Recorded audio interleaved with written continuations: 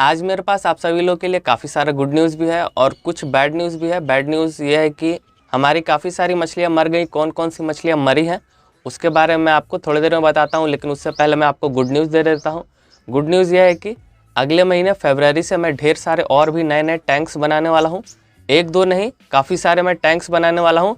इस तरह का पॉन्ड तो मैंने काफ़ी सारा बना लिया, लेकिन आप लोगों का डिमांड था कि मैं टैंक भी सेटअप करूँ और उसके अंदर भी मछलियाँ रखूँ।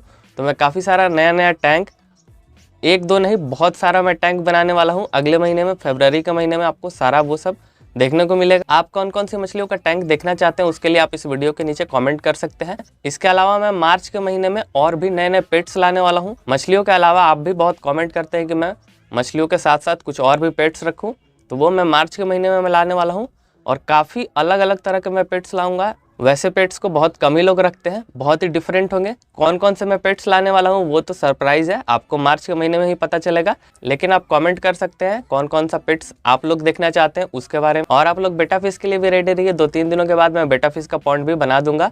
बेटा फिश का पॉन्ड मैं इसलिए नहीं बना रहा था क्योंकि मैं कुछ अलग डिज़ाइन का, कुछ अलग तरह का पॉन्ड बनाने वाला था, जिसके लिए मुझे काफ़ी सारे वाटर प्लांट्स लगते हैं। तो वो वाटर प्लांट्स मुझे मिल नहीं रहे थे, मेरे लोकली यहाँ पे आसपास कहीं नहीं मिलते हैं, तो मैं काफ़ी उन्हें ढूंढ रहा था। तो वो फाइनली मिल गए हैं। 2-3 दिनों के बाद जो वाटर प्लांट्स है वो मुझे डिलीवर हो जाएंगे। फिर उसके बाद मैं तुरंत बेटा फिश पॉन्ड भी आप सभी लोगों के लिए बना दूंगा। लेकिन बेटा फिश के साथ भी एक प्रॉब्लम हो गया है। एक एक करके मैं अपनी सभी मछलियों का अपडेट देता हूँ, साथ ही जो मछली मर गई है वो भी मैं आपको बताऊंगा। सबसे पहले मैं आपको अपना DIY गप्पी पॉन्ड दिखा देता हूँ। गप्पी पॉन्ड को मैंने पूरा क्लीन कर दिया है, जितना भी इसमें एल्गी था सारा मैंने साफ कर दिया। जो भी रोटेन प्लांट्स थे उनको भी मैंने साफ कर दिया है। स्नेल्स तो अच्छा काम कर रहे थे, एल्गी ग्रोथ कम कर रहे थे, लेकिन मैंने देखा कि इस पॉन्ड के अंदर एल्गी बहुत ज़्यादा हो गया था, तो इसीलिए मैंने सारा साफ कर दिया। अब आपको बॉटम तक, नीचे तक आपको पूरा पानी क्लीन दिखेगा।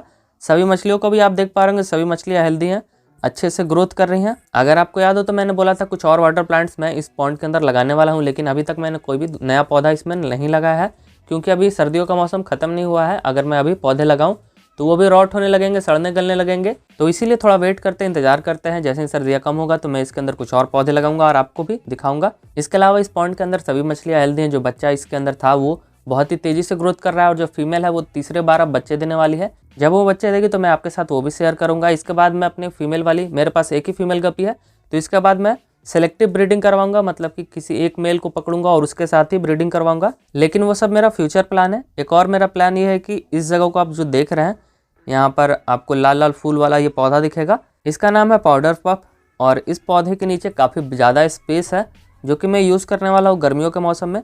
क्योंकि अगर मैं गर्मियों के मौसम में छत के ऊपर अपने DIY पॉन्ड को रखूँगा तो पानी बहुत जल्दी गर्म होने लगेगा।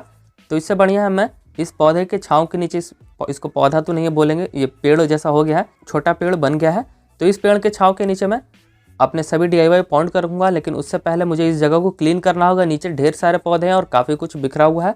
तो अगर आपको इसका वीडियो देखना है, इस जगह को रेनोवेशन का और यहाँ पे पॉन्ड शिफ्टिंग का, सभी पॉन्ड को मैं शिफ्ट करूँगा, तो अगर आपको वो सब वीडियो देखना है और गर्मियों में DIY पॉन्ड का केयर किस तरह किया जाए, अगर आपको ये सब जानना है तो आप ज़रूर कमेंट करके बताइएगा, मैं सारा कुछ आपके साथ शेयर करूँगा। अगर बात करें मेरे देसी DIY गोल्ड फिश पॉन्ड का, तो मेरी एक भी गोल्ड फिश बची नहीं, सभी गोल्ड फिशेज मर गई। एक एक दिन करके सभी गोल्ड फिश मरती गई। मैंने काफ़ी कुछ ट्राई किया, मेडिसिन भी डाला, रेगुलर पानी भी मैं चेंज करता था, रॉक सॉल्ट भी डालता था, लेकिन मेरी एक भी गोल्ड फिश बच नहीं पाई। कल शाम को जब मैं इस पॉन्ड का पानी चेंज कर रहा था तो उस समय लास्ट एक रेड कैप बची थी, वो भी मर गई। मैंने फ़िल्टर को भी साफ़ किया, इस मटके के अंदर, घड़े के अंदर जितना रुआ था मैं उसको भी रेगुलर चेंज करता था, और हीटर का टेम्परेचर भी मैंने 30 डिग्री पे सेट किया है, ताकि मेरी मछलियों को कोई प्रॉब्लम ना हो और जल्दी से ठीक हो। लेकिन एक भी गोल्ड फिश बच नहीं पाई। शुरुआत में तो कुछ गोल्ड फिश रिकवर हो रही थी, वो खाना भी शुरू कर रही थी, लेकिन उनको एक एक करके ढेर सारी बीमारी लग गई। सबसे पहले तो रेड स्पॉट, फिर फिन रॉट, बॉडी से उनका जो स्किन था वो रॉट होने लगा था, ब्लैडर का इशू हो गया था, और उनके आँख में भी प्रॉब्लम हो गया था। मतलब कि सारा हर तरह का बीमारी उनको एक साथ लग गया था। फिर भी मैंने एक रेड कैप को बचा लिया था, आप देख पा रहे होंगे, मैंने इस डब्बे में उसको रखा था कल शाम को, और पानी चेंज जैसे ही मैंने करना शुरू किया तो वो भी गोल्ड फिश बची नहीं। एट द एंड लास्ट में ये वाली गोल्ड फिश भी मर गई। ये रेड कैप है। तो फिर उसके बाद मेरा मन पूरा उदास हो गया और मैंने इस गोल्ड फिश पॉन्ड को ऐसे ही छोड़ दिया, इसमें पानी वगैरह चेंज नहीं किया। जब सभी मछलियाँ मर ही गई तो पानी चेंज करने का क्या फ़ायदा। पिछले कुछ दिनों से आपने देखा होगा मैं वीडियो भी रेगुलर नहीं डाल रहा था। मैं सारा ध्यान अपने गोल्ड फिशेस के ऊपर दे रहा था, क्योंकि मैंने पहली बार गोल्ड फिश रखा था। और आप चाहे कितना भी इन्फॉर्मेशन ले कहीं से पढ़ ले या फिर कोई वीडियो देख ले, जब तक आप खुद एक्सपीरियंस नहीं करते हैं, खुद उस चीज़ को करते नहीं है, तब तक आप उस चीज़ को सीख नहीं पाते हैं। मैंने फर्स्ट टाइम गोल्ड फिश रखा था और मुझसे ये गलती हो गई कि मैंने सर्दियों के मौसम में गोल्ड फिश लाया। सर्दियों के मौसम में गोल्ड फिश को काफ़ी प्रॉब्लम होता है और सारा कुछ देखभाल करने के बाद, मेडिसिन देने के बाद भी मेरी एक भी गोल्ड फिश बची नहीं, सभी एक एक करके मर गई। इसके अलावा मेरे साथ एक और घटना ये घट गया कि मेरी सभी मॉलीज भी मर गई, एक भी मॉली मछली बची नहीं है। हालांकि मेरी मॉली मछलियाँ सबसे हेल्दी हैं और ये काफ़ी लंबे समय से मेरे पास साथ में है। ये रेगुलर हमेशा ब्रीड करते रहती थी, जब भी इनका पॉपुलेशन कम होता था तो ये आपस में ही ब्रीड करके बच्चे देकर ढेर सारी हो जा रही थी। लेकिन अभी इस पॉन्ड के अंदर एक भी मॉली मछली नहीं है, सभी मॉली मछलियाँ मर गई। जो सेम प्रॉब्लम गोल्ड फिशेस के साथ हुआ था वही इनके साथ भी हो गया। पता नहीं मुझे ये कैसे हुआ, क्योंकि ये गोल्ड फिश पॉन्ड से काफ़ी दूर है।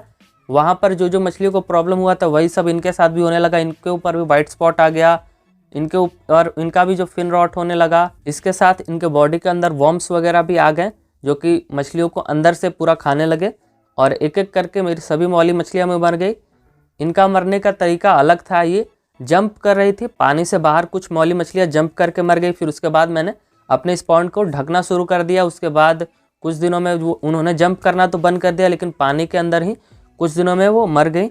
इसके साथ साथ मैंने इस पॉन्ड के अंदर बेटा फिशेस भी रखा था, तो बेटा फिशेस को भी मॉलीज वाला ही प्रॉब्लम हो गया और सभी मेरे बेटा फिशेस भी मर गई। बेटा फिशेस को लाने के बाद मैंने सबसे पहले टेट्राज के साथ उन्हें छोड़ा था, लेकिन ये टेट्रा मछलियाँ जो ग्लो टेट्रा है, ये उनके फिन्स को बार बार पिंच कर रही थी और उनके फिन को पूरा ख़राब कर दी थी। फिर मैंने अपने सभी बेटा फिशेस को मॉली वाले पॉन्ड के अंदर शिफ्ट किया और अंत में वहाँ पर भी पता नहीं कहाँ से सारा बीमारी जो गोल्ड फिश को हुआ था वो उसमें भी आ गया और सभी मेरी मछलियाँ मर गई गोल्ड फिश पॉन्ड की, बेटा फिशेस और मॉली सभी। लेकिन इस पॉन्ड के बगल में ये टेट्राज का पॉन्ड है, इसके अंदर एक भी इन्फेक्शन, एक भी बीमारी नहीं है। सभी टेट्रा फिशेस बहुत हेल्दी हैं, अच्छी तरह से खाती भी हैं, अच्छी तरह से घूमती फिरती भी हैं। इनके साथ आपको यहाँ पर एक मेहमान भी दिख रहा होगा, एक बड़ा सा मेहमान जो कि कोने में फूल के नीचे, लोटस फ्लावर के नीचे बैठा है। उसके बारे में भी आपको बताता हूँ। सबसे पहले मैं इनके बारे में बता देता हूँ।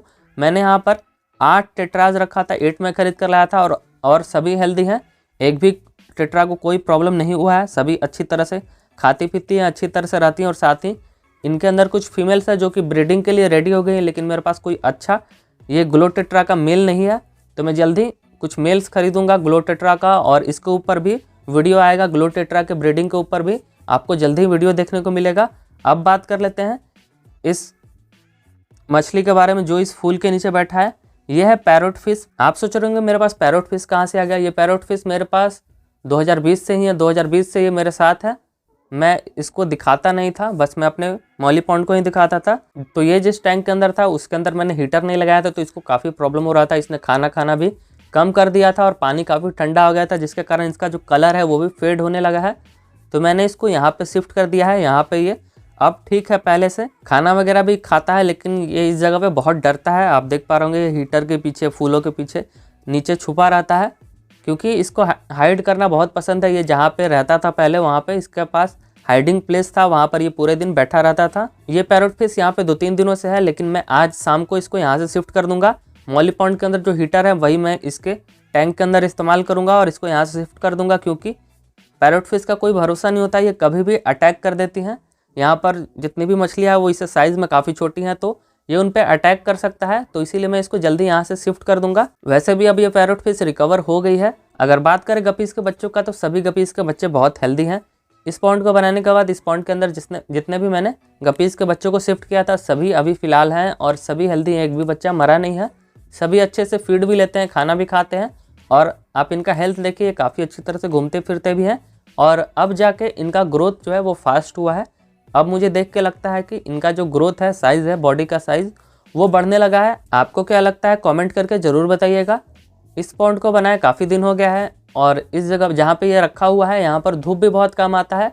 आधे 1 घंटे के लिए सुबह में धूप आता है, फिर उसके बाद यहाँ पे छाँव रहता है, जिसके कारण इस पॉन्ड के अंदर ज़रा भी एल्गी ग्रोथ नहीं हुआ है। कुछ दिनों पहले मैंने आपको वीडियो में भी दिखाया था, इनके पेरेंट्स के पॉन्ड से मैंने थोड़ा सा एल्गी इस पॉन्ड के अंदर डाला था, लेकिन वो एल्गी भी ख़त्म हो गया, वो आपको ज़रा भी नहीं दिखेगा।